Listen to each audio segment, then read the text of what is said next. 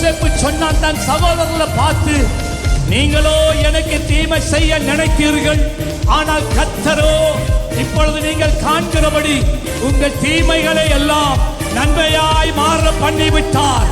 நம்முடைய தேவனால மாத்திரம்தான் உன்னுடைய வாழ்க்கையில உண்டான தீமையை நன்மையாக மாற்றம் பண்ண முடியும். நம்முடைய தேவன் மாத்திரம்தான் சாபங்களை ஆசீர்வாதமாய் மாற்ற வல்லவர். நம்முடைய தேவனாலே மாத்திரம்தான் உன்னுடைய வாழ்க்கையில இருக்கிற சாபங்கள் அதை ஆசீர்வாதமாய் மாற்ற முடியும்.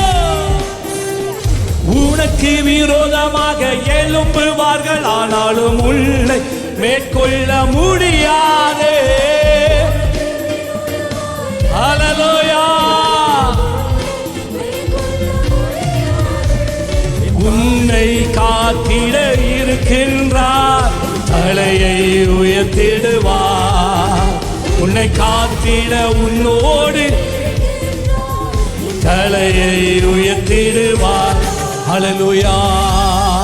கரங்களை உயர்த்தி கொண்டு சொல்லுங்க, எனக்கு விரோதமாய் எழும்புவார்கள், ஆனாலும் என்னை மேற்கொள்ள முடியாது. வேதம் என்ன சொல்லுகிறதுன்னா, உனக்கு விரோதமாக ஆயுதங்கள் உருவாக்கப்படும். படாது என்று சொல்லல, உனக்கு விரோதமாக ஆயுதங்கள் உருவாக்கப்படும், ஆனால் அவை ஒன்றும் வாய்ப்பது இல்லை. உனக்கு விரோதமாக ஒரு கூட்டம் கூடுவாங்க, தந்திரமான ஆலோசனைகளை எடுப்பாங்க, அவர்கள் ஆயுதங்களை ஆயத்தப்படுத்துவாங்க, அவர்கள் உன்னை தாக்க வருவார்கள். அப்பொழுதுதான் தேவன் எழுந்து நிற்பார். தானியேலை பிடிச்சு சிங்கக்கவியில போடும் வரைக்கும் தேவன் ஒன்றும் செய்யல, கையை கட்டிட்டு தான் இருந்தார். ஆனா சிங்கக்கவியில எப்ப போடப்பட்டானோ தானியேல், அப்போ தேவன் அவருடைய காரியத்தை பண்ணினார். ஆமென் சொல்லுங்களேன்.